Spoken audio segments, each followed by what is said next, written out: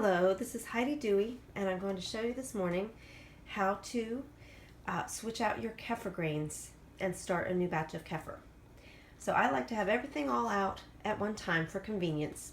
Here is my finished kefir that's been sitting for 24 hours. You can see how it's gotten thicker. It doesn't look like just milk floating around in the jar anymore. It tends to stick to the side a little and separate from the side. You can see a little bit of that. It's been 24 hours since I started that. So we'll start with this.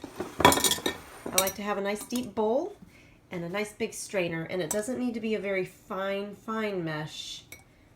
I'll show you a super fine one real quick. Okay, this one is for tea. This is much finer. That's good for separating the whey out of kefir, but for every day, you don't need one that fine. A colander also works.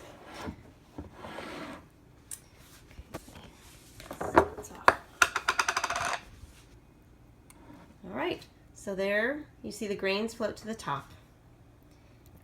And pour it through the strainer, nice and thick. Some of it's thicker, some of it's thinner.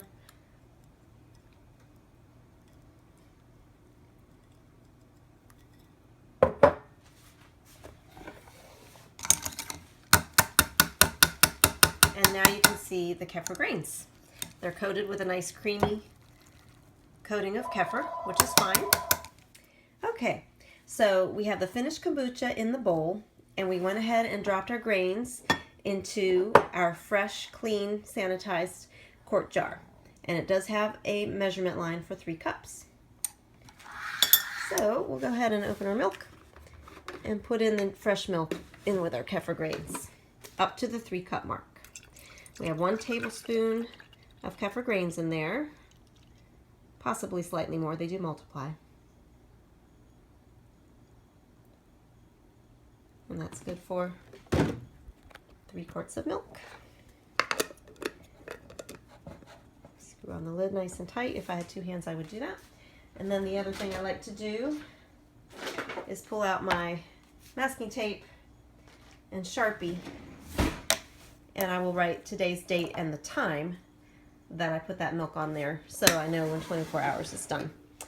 And to make it easy for myself, yesterday's tape I will put on my container that I'm going to put my finished kombucha in, so I don't have to write more. So this is just this was a spaghetti sauce jar. It's a little bit smaller than a quart, but it just about holds all my finished kefir.